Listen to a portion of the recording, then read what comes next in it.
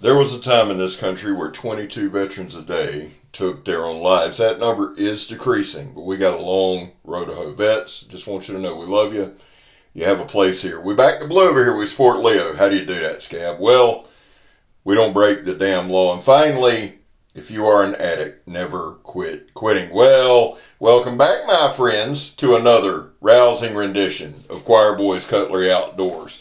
A Kabar Black Mule rendition, if you will. Let me give you some specs on this Kabar Black Mule. Now, first of all, on the Kabar site, it runs for about $73 to $74. That's on Kabar. When you go to the manufacturer sites, guys, it's typically a little higher. On Amazon, you can find one for about $54. Damn good deal, too. The blade steel's AUS 8A. Blade length is 3.875 inches. Overall length is 9.125. I love that because it's a huge handle. Blade width is 1.125 inches. Blade thickness is 0.125 inches. It is a clip point, 57 to 59 Rockwell. The handle material is like that Zytel stuff. Now, on the website, it listed the edge angles as 20 degrees with the grind hollow, so I wanted to leave that in. You've seen that it came with a sheath or a pocket clip. Now, let me say this. ISSAC the NOOB sent me 5 different Kabar folders. These are the first Kabar folders I've ever used, not just reviewed, demonstrated, what have you.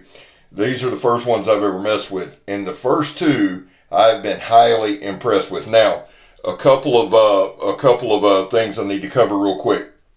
The Jaraz folder, and I know I'm saying it wrong. I don't need to be corrected. I get it. I can't say it. Whatever. Was actually not D2. It was AUS 8A. And I did want to mention the designer, Jesse Jaraz, a hometown boy from Nebraska. Big Red's a big fan, and I'm a big fan of Big Red.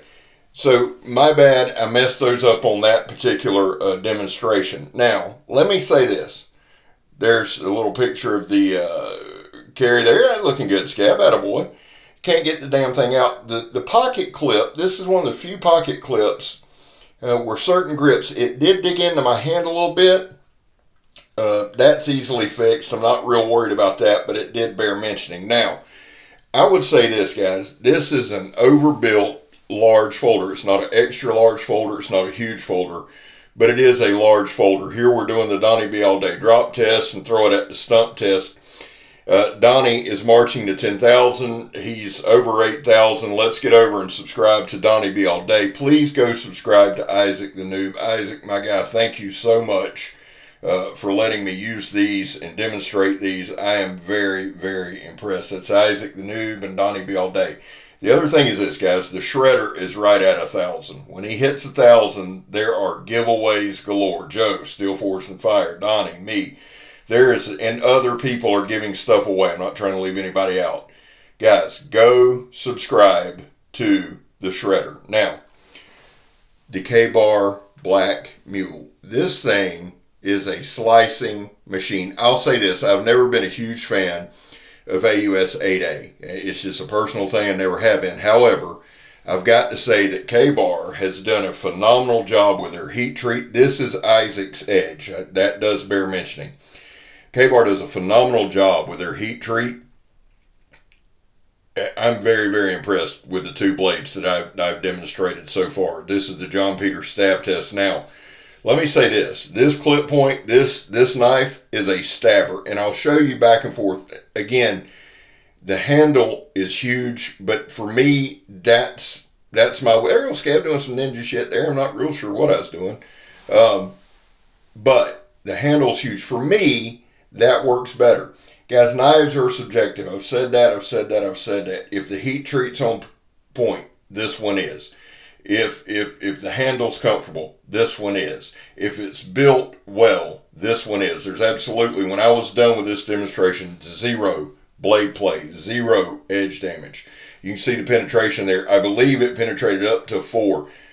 This thing is one of the better stabbers I've been able to demonstrate. But if all of those things are on point, and all of them are with this knife, and the only thing I can go by is the knife in hand, then the only thing that's left is the aesthetics and what you prefer. I prefer a larger handle simply because at 50 with beat up hands, I need it. That's it.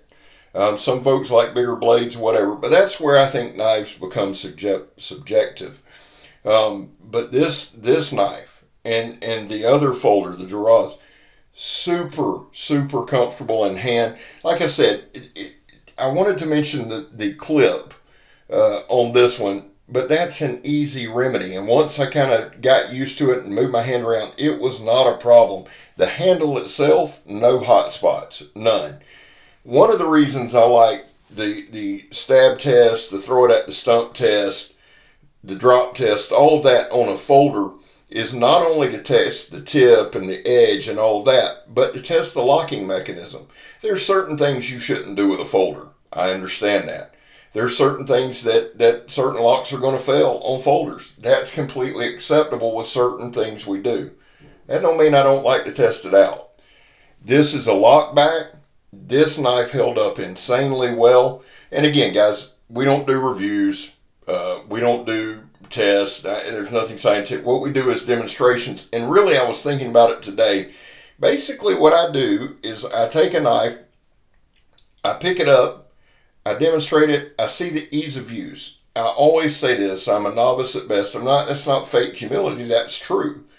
So if I can pick up a knife and I can make it work, there's the sharpening choil, thanks, Scab.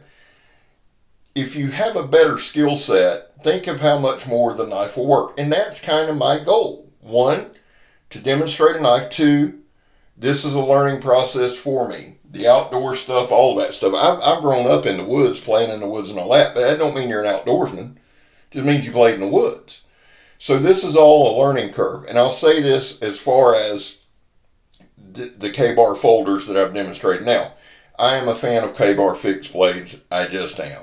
Okay, they're classic, they're nostalgia, they're made in USA, they're badass. Now, this folder was made in Taiwan. Again, I am a fan of Taiwanese made knives for a lot of reasons.